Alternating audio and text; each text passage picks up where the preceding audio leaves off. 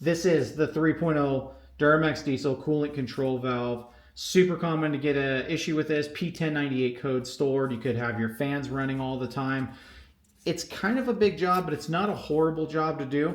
If you're a DIYer, I would say that this is probably that's 6 out of 10 on the scale. Now it is tight on the left side, and I'll get into some details on this, on how to replace this, some tips and tricks. It won't be a full how-to, but I definitely want to show you some tips and tricks.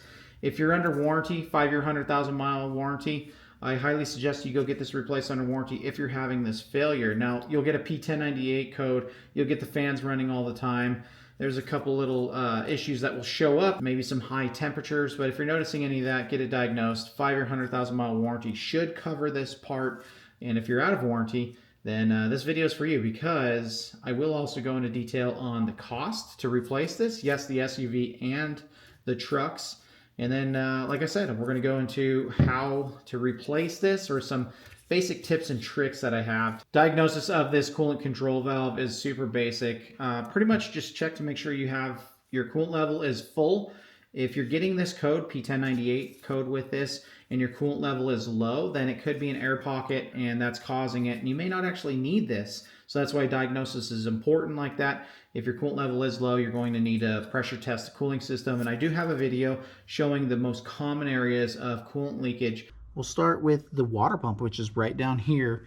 And when we go underneath it, you can see that there's like a freeze plug on the front of it. The other one is at the driver's side of the radiator, and typically it's right in this corner right there, and it'll drip all the way down to the ground. So I highly suggest you check that out. Now let's assume that you have good coolant level, and we're gonna go ahead and move on to, if you have a scan tool, this is where you wanna command the motors. Make sure they're all moving freely. If one binds or sticks, then you know it's going to be an issue here. But I want to point out that if you're having an issue where that the motors are binding intermittently, I don't think there's really a way to fix that aside from replacing this. Now, you might pull this apart and kind of clean anything in there. Don't bother. And I say that just because you're going to do all that effort to get this out, when you're really just going to end up replacing this in the near future anyway. Just a quick rundown on what these outlets, or inlets and outlets, go to. This is your outlet to the radiator, outlet to the EGR, inlet from the EGR. This is the feed from the water pump. This is the outlet to the engine oil cooler and automatic transmission fluid cooling exchange.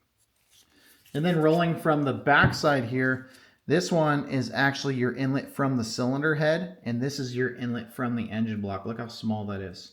Isn't that crazy that so much coolant goes through here and it gets forced out to wherever it needs to go?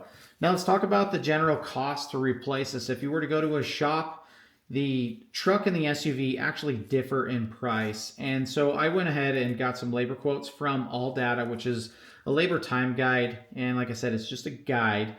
So this is roughly what you can expect to pay when you go into a shop. The part alone is roughly $500, and I'll post a link down below if I'm able to find one online, but it's going to cost you roughly 500 bucks. Your coolant's going to be anywhere from $20 to $50. Hourly rates will vary with shops. So I did a couple rough estimates between $150 an hour to $200 an hour. And for a truck, you're looking at roughly $1,100 to $1,700 to replace. And that is roughly 4.5 hours to replace this valve. Now on the SUVs, the labor is actually a little bit less, coming in around 3.5 hours. However, the cost to replace this in an SUV should be roughly $1,000 to $1,500. All right, so if you're looking into replacing this yourself, now you're going to be going in on the left side fender well. You're going to remove the fender well. You want to get the intermediate shaft out of the way. So once the intermediate shaft is removed, you're actually going to be able to see all the hoses now. Now you can disconnect these one by one, and they will go back into the positions that they came out of. And yes, you can reuse those clamps. As long as everything's in good shape, you should be totally fine. The issue that makes this the most difficult is actually the dipstick tube that comes down across. Now that's attached to the intake manifold, and it's held in place by a couple studs and bolts. You will need to remove those studs and bolts, and that will allow you to wiggle the dipstick tube to free it up from the engine block itself. Once you pull that up, you can now gain access to the actual coolant control valve. And so now we're going to go back to this control valve in my hands, and I'm going to point out a couple key areas. So there's 2 bolts right here. There's 1 bolt down here, 1 bolt down here, and then 2 up there. So these left side bolts right here, these are going to be the most difficult to get to. And the way that I found best that worked for me was actually just a long extension and obviously a flashlight. I know it's real tough to see when you're looking through.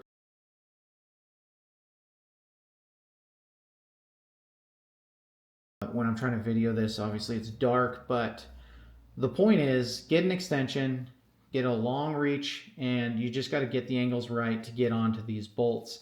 Now they're not held in place, so once you unbolt them, they will fall out, and your new valve should come with most of the new bolts, but it doesn't come with all the new bolts. Not totally sure why that is, but it's nice to have a couple extra bolts anyway with the new unit, as you may drop some down and they're gone forever potentially. So in order to get this out, like I said, the dipstick tube needs to be freed up. It doesn't need to be completely removed, but you need to free it up.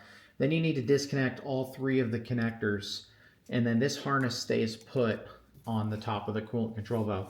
Once you unbolt all the bolts, this will actually come out away from the block, and then you can rotate it and pull it out this way.